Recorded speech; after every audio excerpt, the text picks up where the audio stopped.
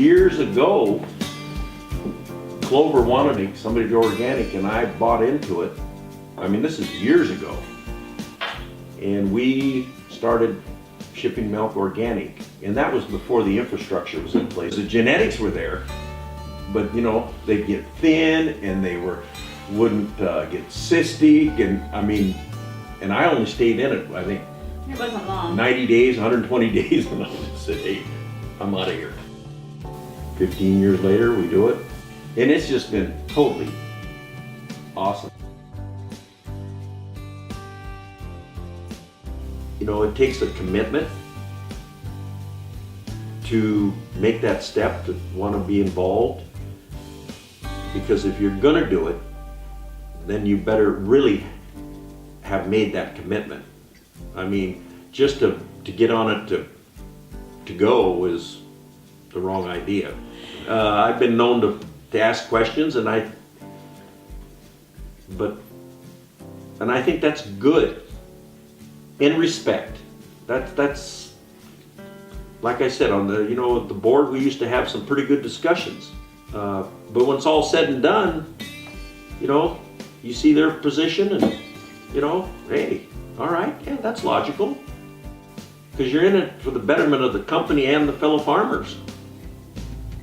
And that part I really miss. It was just good people. I mean, we had a board that didn't agree, but respected each other, and I think that was key. I can't ever remember walking out of a board meeting with somebody with an axe to grind. You disagreed, and hey, the majority rule, move on. It was great. There was some animosity as far as regionals. There was, California, Washington, Oregon, and we were viewed, I think, in California. They didn't know me, or they had me wrong. But as big operators and whatnot. But we bridged that, and that was difficult, but I think with the younger generation coming on, it was just had more of an open, cooperative mindset. I think All West has, there's separation of power, at least there has been. And there are expectations. Aren't there, Jim?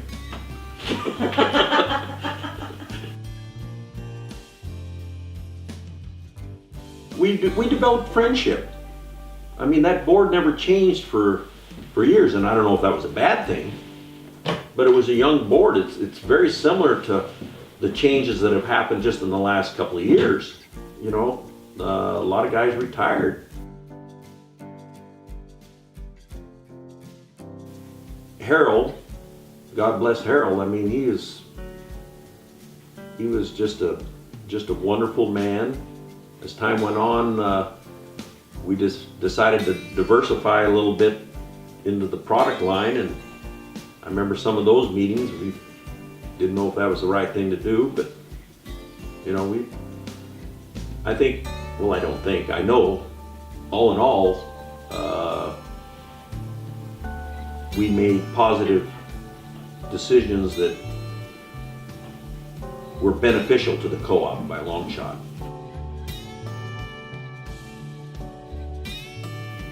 The timing was right to step down, because I don't consider myself over the hill, but on the other hand, you need youth, and I'm not just going to stay there. No, I think that it wasn't a case that I could still have input and be positive, but hey, there's a lot of smart young men that need the opportunity. I look at my son, Lance. He's just a mirror image of me at that age. But I think, we got a lot of young guys, and it was exciting. I love the way Jim in management changed our meetings to the round tables. I mean, some of these young guys from the valley, I was impressed. I really was. That I missed. I really missed that. And, I said I was going to get off prior to me making that decision, and there's nothing I hate worse than somebody says they're going to do something, especially on a board, and not do it. But there was such turnover on the board that, okay, I'll stay one more term. Well, it just so happened I was out of town in Texas, and I get this phone call, and there's the board. Hey, Conejo! It was good to hear from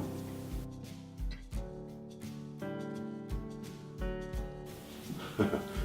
Oh, some stories. Turn it off and I'll tell you some stories. No, we worked hard, but we played hard. And it was Bobby, Robert L., he took me under his wing.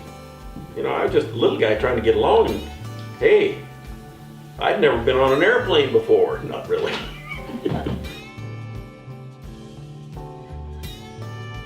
So this one annual meeting, they had it in Sacramento, and I was nominated to be social chairman. So, everything was really, hey, you gotta have some fun. So they put me up in a suite. So by golly, I got to take care of them, And it was raining. There was a storm, So we got into that night, and I go up to my suite and, go to bed, put everything in the closet.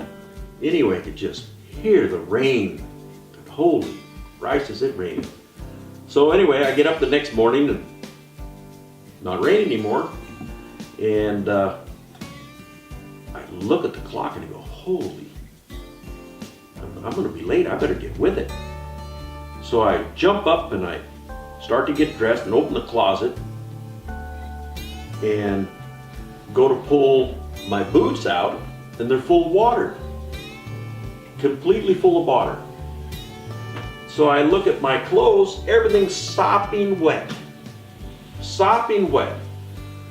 So I ring the front desk and I said, hey, we got a problem here. I said, I have a meeting here in about a half hour, and I don't have anything to wear. And she goes, well, what's the problem? I said, well, there's a leak upstairs, and everything's just saturated. So they said, well, what can we do? I said, well, do you have any bellman's clothes? Yeah. I said, well, bring me a set of bellman's clothes. And I said, I would like a little breakfast too. Knock, knock on the door, and they hand me a set of bellman's clothes. And breakfast came, and I wolfed down a little breakfast, so I put on these bellman suit, and the pants are probably 8 inches too long, so I roll them up, and so they took all the wet clothes to get them dry cleaned and whatnot. And the boots are, soaking wet, and they were special boots. They had been Dad's alligator boots, and Dad had passed away, and they were special to me. So I couldn't wear them, so I walked through the hallway in the lobby in stocking feet, and I go into I'm late for the meeting, maybe a few minutes, and they take one look at me and say, what in the world is this guy doing now? At noontime we broke, and I went to the front desk to see if my clothes were, so they had them back. So I get them on, and I'm still in these little shoes, and I said to the folks, I said, we got a banquet tonight. And those old boots are shrinking up and wet. And I said, I need some shoes, not what I'm wearing. So they said, well, sir, what do you want to do? I said, well, I'd like to go to a shoe store, Western boot store to replace them. So Frank Borbin went with me. We get this van, we drive in and we walk in and the guy goes, can I help you? And I said, yep, I want the best pair of boots in the house. So he brings me this pair of alligator boots that fit and slipped them on and out the door. And they picked up the tag. So I'm still wearing them today. I got them upstairs, you betcha. I brought them home, dried them out.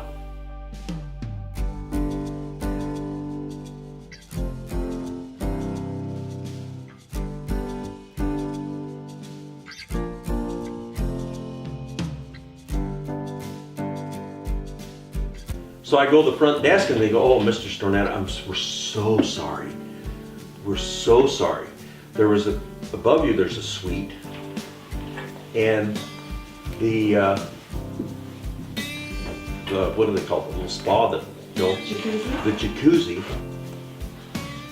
had overflowed. Well, it was raining outside too, but it was pouring on the inside.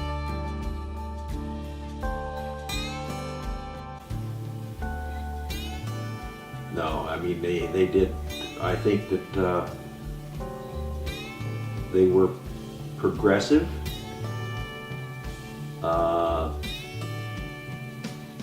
Very conservatively, and I think our selection with Jim, I think that the timing was right. Harold did a wonderful job, but Jim brought in new ideas and technology. I mean, and don't think, Harold, that I'm belittling on that, because hey, I'm right there with you, partner. However, I was the one that made the motion for the tablets, but I was going out the door. But I think that's just an example. Jim's been, I think, done a wonderful job.